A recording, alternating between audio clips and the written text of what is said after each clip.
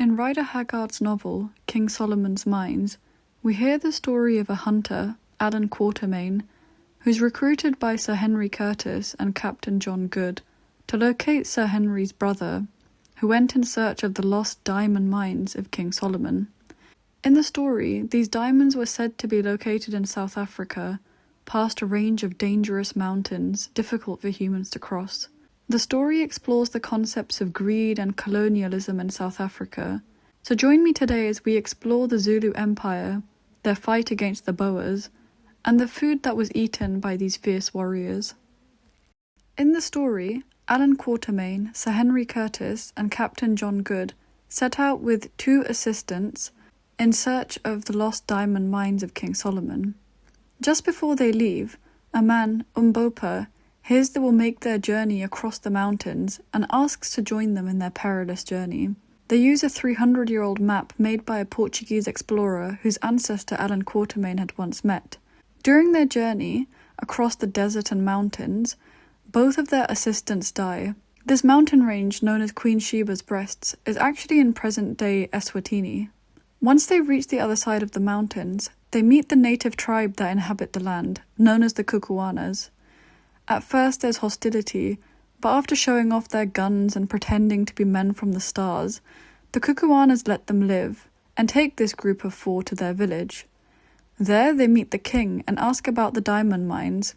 It turns out that there are a set of peaks in the mountain range, known as the 3 Witches, that contain deep within them the diamonds they seek.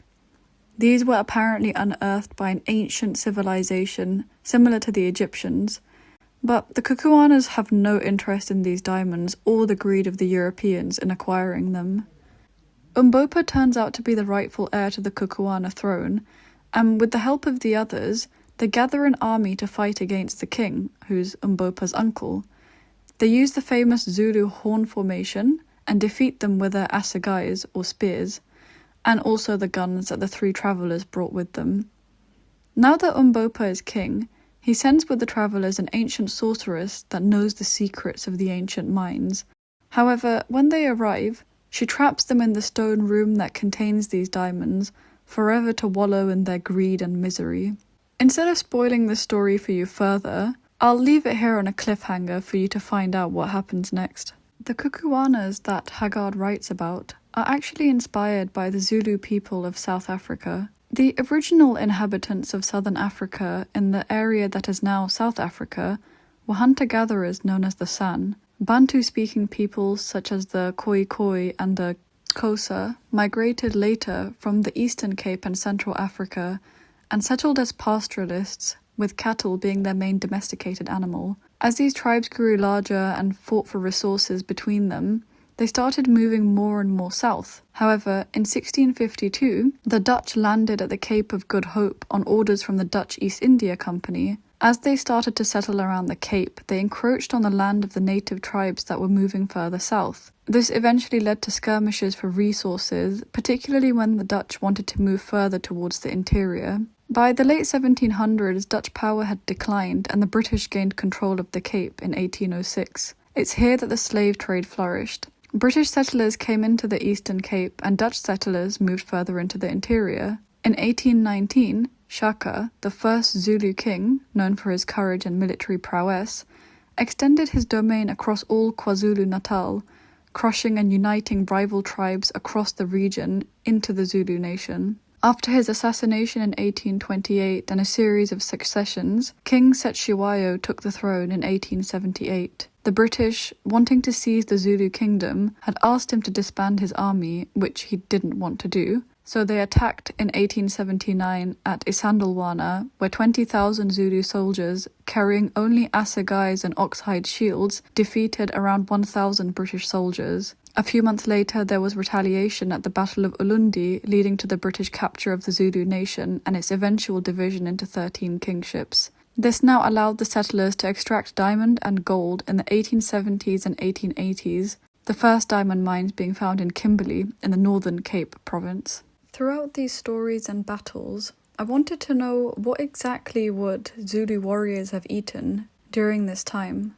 As history was passed down through oral tradition in southern Africa, there are few written accounts of life during the time of the Zulus and prior. There are, however, a few written accounts by the Dutch and British.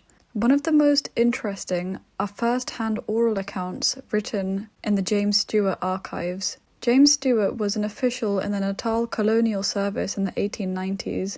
He interviewed hundreds of Africans around southern Africa, which have been published in these archives. I've pulled out a few snippets from these archives, particularly taking note of what Zulu warriors would have eaten. As mentioned earlier, cattle was an integral part of the life of pastoralists in southern Africa, with beef and milk being their staple diet. It's mentioned in the archives that, particularly for the men of the military, or impi, they would eat first thing in the morning, so we're going to be focusing on a hearty breakfast. Food in the old days were taken first thing in the morning, even before daybreak. This became the practice owing to warriors having to be in a state of constant readiness to proceed to headquarters for military service when called. There are a few other important customs I thought we should speak about. The most important being Amasi, which is a drink similar to yogurt or kefir, made from unpasteurized milk left to ferment in a gourd. It holds a sacred place in every kraal or household, such that strangers are not allowed to partake of it. So if you were offered Amasi from another kraal, they viewed you as family. I also want to mention amabele, or sorghum, as it's commonly known in the West, which is a staple crop grown in southern Africa before the introduction of maize by the Portuguese. This could be ground and boiled, eaten similar to a porridge. Gourds or pumpkins also supplemented the diet, and there was a ceremony every year when new crops started to grow, known as the first fruits ceremony, where the king would eat of the new crops. Finally, of course, beef was eaten. However, it was rationed for military purposes, and we won't be including it in our breakfast meal here. I do want to point out, though, that the way meat is prepared is quite interesting, where cuts are made into a length of the meat before it's grilled, so that each person can take a bite of the meat, rip it, and pass it on as a communal way of sharing and eating food. Today we're going to be making amabele porridge with Amasi. We're going to start by making Amasi. So I got this yogurt starter from Freshly Fermented. I boiled 150 milliliters of milk and let it cool to room temperature before mixing in the starter and leaving it to ferment for about 2 days. After 2 days, the starter had set. So in an empty yogurt container, I mixed 700 milliliters of milk with the starter that we made, and again left this to ferment for a couple of days. To make the porridge, I took 50 grams of sorghum flour, first mixing with water to create a paste, and then adding to about a cup of boiling water, continuously stirring until I get a thick consistency. I then top this with our Amasi. And here we have our breakfast ready.